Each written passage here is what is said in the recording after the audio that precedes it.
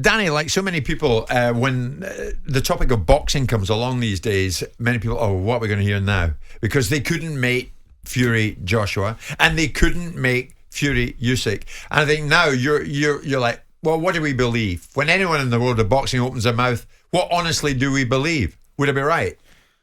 Yeah, I find it all a little bit exhausting, boxing at the moment. I do love a good fight, but watching the top, anyone at the top of the sport doing what they do. Yeah. But we don't see enough good fights. We don't see enough of the best fighters fighting each other. Well, yeah, and that's a good point you make, because the one we wanted to see, we didn't see because of Conor Benn's failed drugs test. We thought we were going to see Eubank Jr. going against Conor Benn.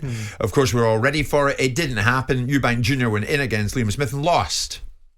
Now we know, Simon, Conor Benn has been provisionally suspended by UK anti-doping, UKAD. It's understood they issued the suspension March the 15th after they received documentation relating to the 2 positive tests. Now, where does this leave it? Because Ben is now saying in social media, all right, I can't say anything regards UKAD. All right, he can't say anything, so he's not saying anything. But he goes on to say, I remain free to fight outside the UK. This isn't even about my innocence anymore. It's all politics. You can't keep a good man down.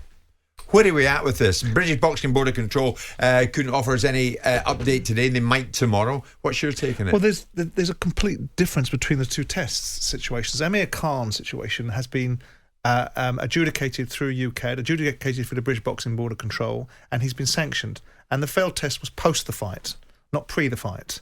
Right, so it's a completely different scenario. So what happens in boxing, Eddie Hearn's a master of it, is you start interrogating a question and they take you off on a different tangent, and all of a sudden you forget what the original question was. The original question is, why will you not stand in front of the British Boxing Board of Control?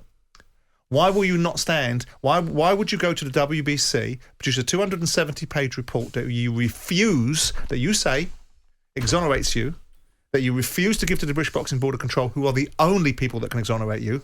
Why would you refuse to do it? And we all know the answer, and so does Conor. Because irrespective, and no one has made the accusation that Conor Benn intentionally ingested this substance. But that's an irrelevance when strict liability comes into play. The problem that Conor Benn knows and does not want to accept is that irrespective of how this got in his system it was. So that means the very best he can face is a 2-year ban.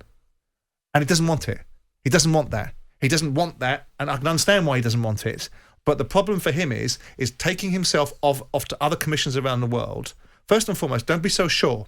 Don't be so sure you're going to be able to do that, because there's a relationship between the British Boxing Board of Control and other commissions around the world, and they won't want to have that relationship compromised by boxing commissions saying, we'll take somebody that's banned in the UK or potentially banned in the UK or suspended in the UK to fight here, or you can fight in Saudi. Why would Saudi want to be this place where people can go to overcome the rest of boxing's rules? Right. Conor is in a very, very difficult position of his own making, from bad management around him, from bad promoting around him, and seemingly from bad practice. And to turn around and suggest that this is anything to do with Khan or headline grabbing, you're the one that did the Piers Morgan interview.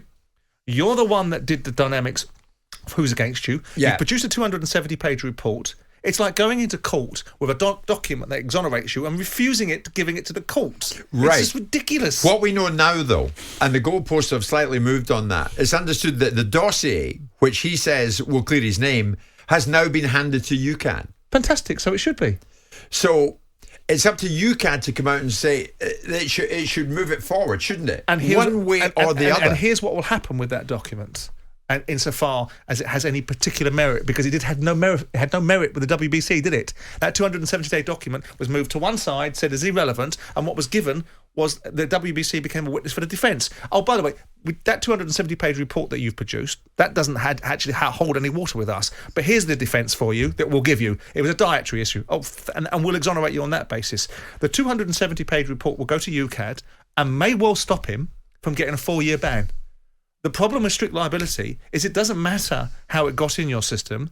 It's in your system, and you have to really be able to account for it. That means if it came in via an egg or a sausage or an egg muffin, you have to pin it down to that particular scenario and say, this is the reason why, this is how it happened, and that is the only way Conor Benn will get himself up from underneath.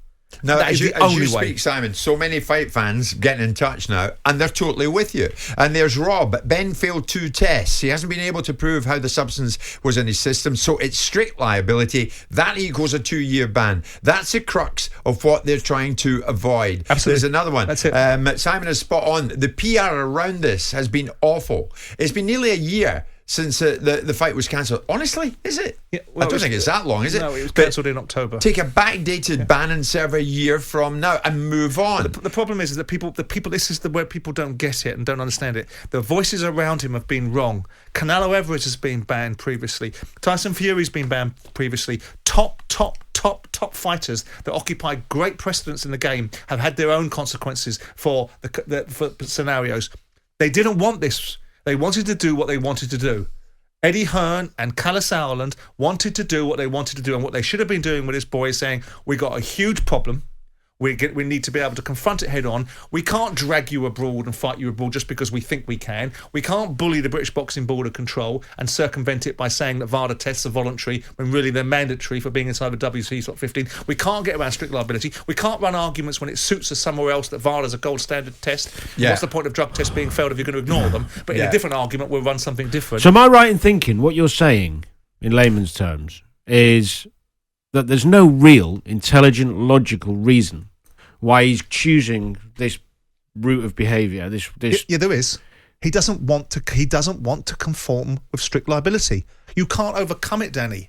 Strict liability means why? Because strict liability, you've got something in your system. No, I get that, but you need to tell me how it got there. Explain it why. Because ultimately, if it's in your system, you're directly responsible for it. Yeah, so he's going to get punished. If it was ingested purposefully, then you get a 4-year ban. If it was ingested accidentally and you can prove it was accidentally, you get a 2-year ban. And if there was a real accidental edge to it and it's completely and utterly against any kind of intent or motivation, like or complete and utter mistake, right, then you may be able to exonerate yourself. But strict liability is the absolute burden they cannot overcome, and they know they can't overcome it. Yeah, but by not going in front of the board, they're going to fight abroad. Right. That's what their strategy is. They're going to fight abroad. So the ban would mean he can't fight anywhere. Threaten, and they're going to huff and they're going to puff and they're going to tell you via their lawyer, who's a trickster. So then it is logical. Well, not now. It's not, because what's beginning to happen, and he's trying to portray it as a witch hunt. Conor, as much as I like him, is trying to portray it as a witch hunt. You are the one that decided to turn around and say to the British Boxing Board of Control, do one, because of some perceived agenda. What they did was they all got together, and there's not much of them inside the British Boxing Board of Control. I'm not a huge admirer of them, by the way, but they sat there and I tell you what we'll do. Because we had a bit of a problem with Nigel Benn when none of us were here 25 years ago, we're going to take it out on his son. It's just rubbish. It's nonsense. It's nonsense. So he's avoiding a ban. Now the dossier he's going to get a with ban. UCAD, Simon, in an attempt to clear his name.